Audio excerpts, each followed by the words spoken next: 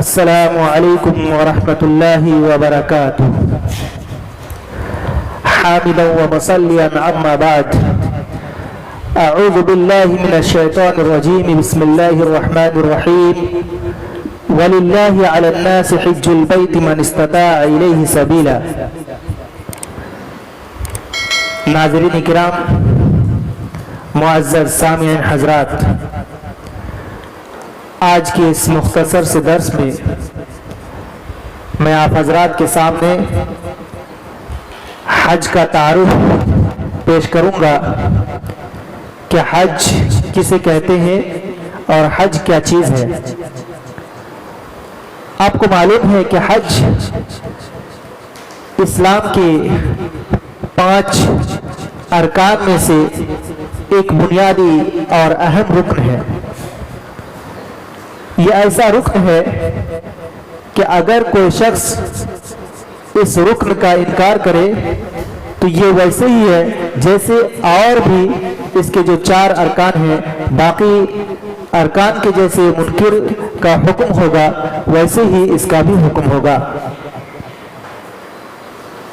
اور حج کس پر فرض ہے یہ بھی میں آپ کو بتاؤں گا مختصر انداز میں، مختصر طریقے سے۔ آئیے سب سے پہلے یہ جانتے ہیں کہ حج کس کو کہتے ہیں۔ الحج لغتاً القصد وشرعاً القصد الى بیت اللہ الحرام فی وقت مخصوص باعمال مخصوصہ بشرائط مخصوصہ۔ یعنی حج کا لغوی معنی ہے قصد و ارادہ کرنے کے، اور اصطلاحی اور شرعی معنی ہے کہ بیت اللہ شریف کا قصد کرنا مخصوص وقت میں، مخصوص شرائط کے ساتھ، مخصوص اعمال کے لیے، مخصوص اعمال کے ذریعے سے۔ یہ ہے حج کا لغوی اور اصطلاحی معنی۔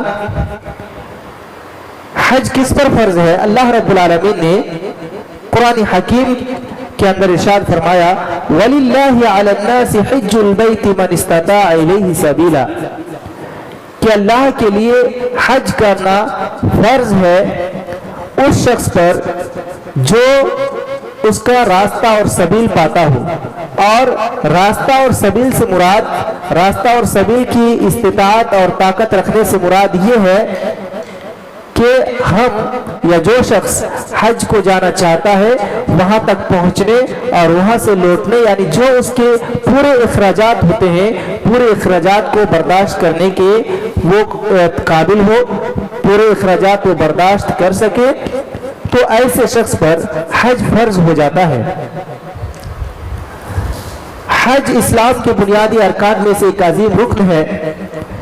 اس سلسلے میں مشہور حدیث جو حضرت ابن عمر رضی اللہ تعالی عنہما سے مروی ہے، وعن ابن عمر رضی اللہ تعالی عنہما ان رسول اللہ صلی اللہ علیہ وسلم قال بني الاسلام على 5 شهادة ان لا اله الا الله وان محمد رسول الله واقام الصلاة وإيتاء الزكاة والحج وصوم رمضان متفق علیہ۔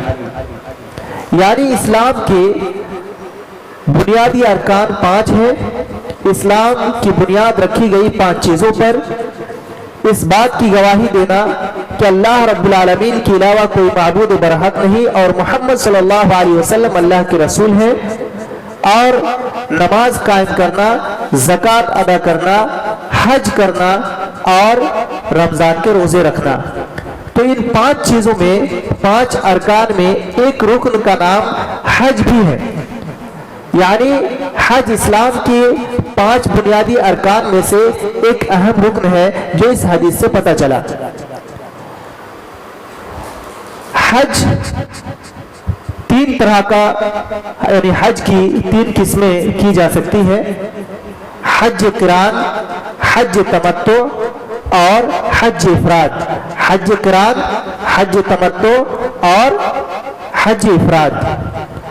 حج قران اس حج کو کہا جاتا ہے جس میں حاجی حج اور عمرہ دونوں کا احرام ایک ساتھ باندھتا ہے اور بیچ میں وہ احرام نہیں کھولتا بلکہ لاسٹ میں جا کر آخر میں ایک ہی بار میں وہ احرام کھولتا ہے، یعنی حج اور عمرہ دونوں کو وہ ملاتا ہے اور بیچ میں وہ حلال نہیں ہوتا۔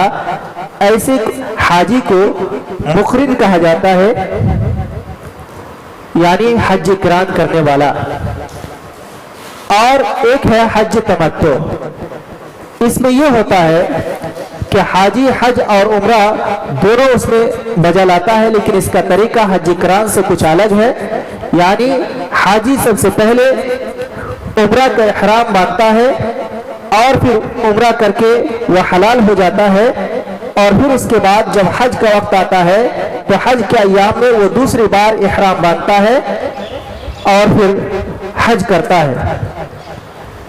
اور ایک ہے حج افراد، جس میں حاجی صرف حج کا احرام باندھتا ہے اور کہتا ہے اللہم لبیک حجا۔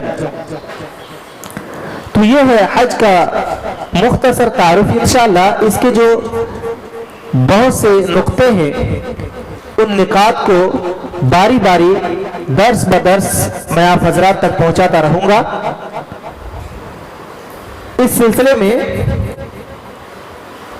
ایک حدیث ہے، حضرت ابو ہریرہ رضی اللہ تعالیٰ عنہ راوی حدیث ہے، وہ بیان فرماتے ہیں کہ خطبنا رسول اللہ صلی اللہ علیہ وسلم فقال ایھا الناس ان اللہ قد فرض علیکم الحج فحجوا فقال رجل اکل عام یا رسول اللہ فسکت حتى قالها ثلاثا فقال لو قلت نعم لوجبت ولما استطعتم وقال ثم قال ذروني ما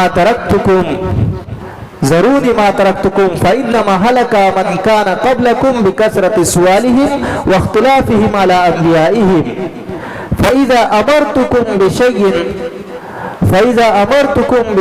فأتوا منه ما استطعتم وإذا نهيتكم عن شيء فدعوه۔